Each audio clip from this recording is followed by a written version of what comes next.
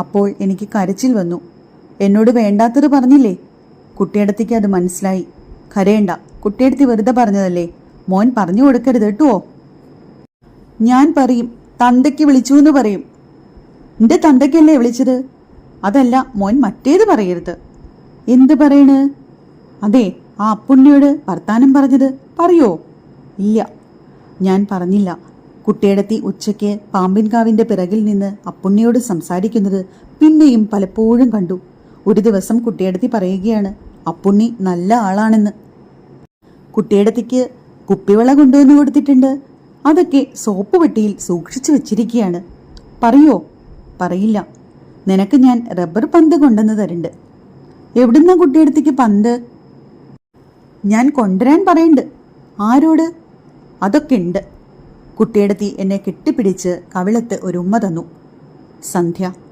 കോലായിൽ തൂണും ചാരിയിരുന്ന് ഞാൻ നാമം ചൊല്ലുകയാണ്. അമ്മ അടുക്കളയിൽ എന്തോ ജോലി ചെയ്തിരുന്നു. വല്യമ്മ ഉമ്മറത്തിരുന്ന് രാന്തലിന്റെ കുപ്പി തുടയ്ക്കുകയാണ്.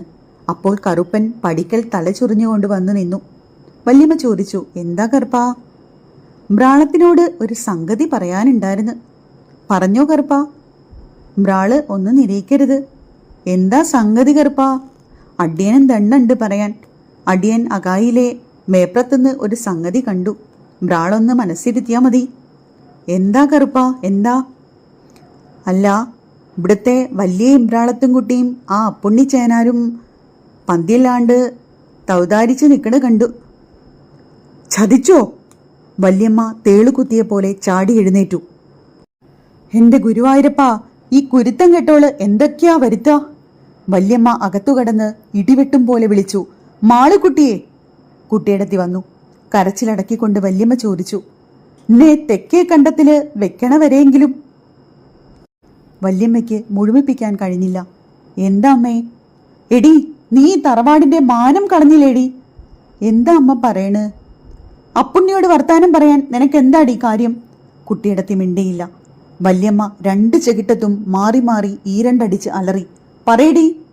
കുട്ടിയടത്തി മിണ്ടിയില്ല. നീ ഇനി കേൾക്കാത്തതൊക്കെ കേൾപ്പിക്കും. ഇനി വീട്ടിൽ നിന്ന് മുറ്റത്ത് കാലെടുത്ത് വെച്ചാൽ നിന്റെ ശവ എവിടെ?